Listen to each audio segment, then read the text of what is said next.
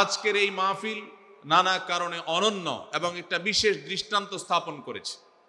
আজকের এই মাহফিলের অন্যতম বৈশিষ্ট্য হলো যে এই মাহফিলে গতানুগতিক মাহফিলগুলোর মতো গভীর রাত পর্যন্ত আলোচনা হয় না। এটি একটি ভালো দিক এবং একটি আদর্শ মাহফিলের অন্যতম পূর্ব শর্ত।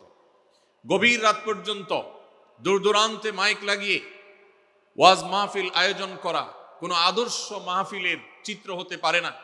সেই বিচারে, সেই দৃষ্টিকোণ থেকে আদ-দ্বীন ফাউন্ডেশনের আজকের এই মাহফিলটি অত্যন্ত চমৎকার এবং অসাধারণ মাহফিল। কারণ এই মাহফিলের গত 2 দিনের খবর আমি নিয়েছি এবং আজকের দিন সম্পর্কে আমি জেনেছি যে গভীর রাত পর্যন্ত এবং দূর দূরান্ত পর্যন্ত মাইক লাগিয়ে মানুষকে ডিস্টার্ব করার মতো মাহফিল এখানে হচ্ছে না। এটি একটি ভালো দিক। দ্বিতীয়ত হলো, ওয়াজ মাহফিল থেকে শুধুমাত্র ওয়াজ বা আলোচনা নয়, এখান থেকে দ্বীনি বই পুস্তক, কোরআন এবং হাদিসের আলোকে রচিত যে সমস্ত ধর্মীয় বই পুস্তক আমাদের প্রয়োজন হয়, সেই সমস্ত বইয়ের প্রয়োজন মেটাবার জন্য আপনারা জানেন এখানে 20-25টি বুক স্টলের ব্যবস্থা করা হয়েছে। বিশাল বড় বই মেলার আয়োজন করা হয়েছে। অর্থাৎ জ্ঞান বিতরণের 2টি মাধ্যম এখানে একসঙ্গে পাওয়া যাচ্ছে। আমরা কোরআন থেকে আলোচনা শুনছি, আবার কোরআন হাদিসের আলোকে রচিত বই পুস্তক আমরা সাথে নিয়ে যেতে পারছি। এটিও এই মাহফিলের একটি বিশেষ বৈশিষ্ট্য। তৃতীয়ত হলো, আমাদের মা বোনদের প্রবেশ পথ, তাদের অবস্থান, এগুলোকে এতটাই স্বাতন্ত্র করা হয়েছে, এতটাই এগুলোকে সেপারেট করা হয়েছে যে সেগুলো তাদের প্রাইভেসি, তাদের পর্দার যে বিধিবিধান, তাদের যে ব্যক্তিত্ব, তাদের যে অন্যান্য দিকগুলো আছে সেগুলোকে খুব ভালোভাবে মেনটেন করা হচ্ছে। এটিও একটি আদর্শ মাহফিলের গুরুত্বপূর্ণ দিক।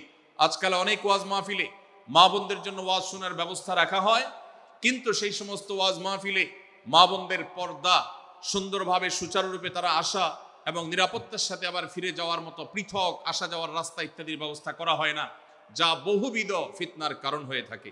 আজকের এই মাহফিলটিতে সেই দৃষ্টিকোণ থেকে একটি অনন্য দৃষ্টান্ত স্থাপিত হয়েছে যে মা বোনদের জন্য পৃথক ওয়াজ শোনার ব্যবস্থা এবং রাস্তাঘাট পৃথক, যাতে করে তারা তাদের সেই পর্দার বিধিবিধানগুলো মেনটেন করে চলতে পারেন। এই জন্য আমি কর্তৃপক্ষকে বিশেষভাবে ধন্যবাদ দিতে চাই।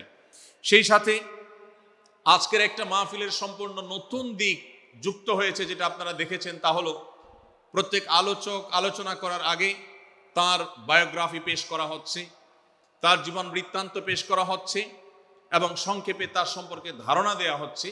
এটিও একটা চমৎকার দিক এবং আমার জানা মতে বাংলাদেশের যে কোনো মাহফিলে এটি প্রথম দৃষ্টান্ত। সেই সাথে এই মাহফিলে আগত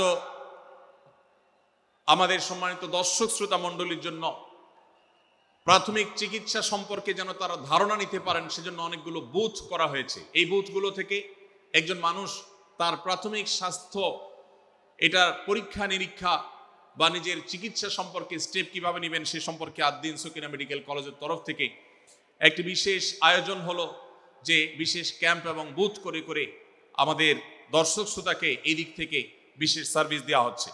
পর্যাপ্ত টয়লেটের ব্যবস্থা করার কথা আমি শুনতে পেরেছি, জানতে পেরেছি, এবং বক্তাদের, আলোচকদের বিভিন্ন উক্তি সম্বলিত ফেস্টুন আমি দেখেছি, যেটা অত্যন্ত নতুন একটা দিক। যদিও সেখানে বক্তাদের ছবি না থাকলে, প্রিন্টেড ছবি না থাকলে সেটা ভালো ছিল। আমি আশা করব কর্তৃপক্ষ সেটি পরবর্তীতে খেয়াল রাখবেন।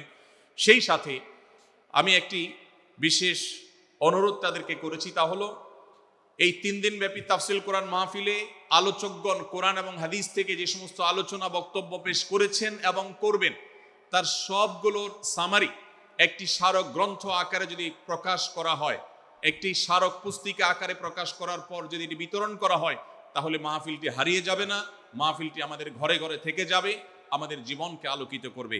আমি আশা করব ওয়াজ মাহফিল, যেটি এই দেশের সবচেয়ে প্রাচীনতম কালচারের অন্যতম, এদেশের সবচেয়ে শক্তিশালী সংস্কৃতির অন্যতম হলো ওয়াজ মাহফিল।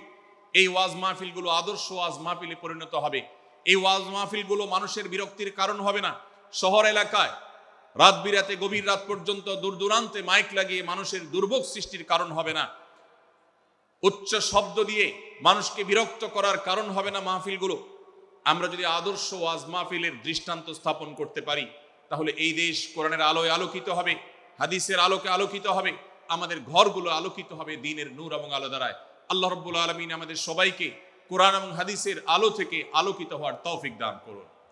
আজকের এই মাহফিলে আমরা যেরকম সবাই সমবেত হয়েছি, মাশাআল্লাহ চরম নীরব নিস্তব্ধ পরিবেশে সবাই পিনপতন নীরব হয়ে এই মুহূর্তে কথা শুনছি।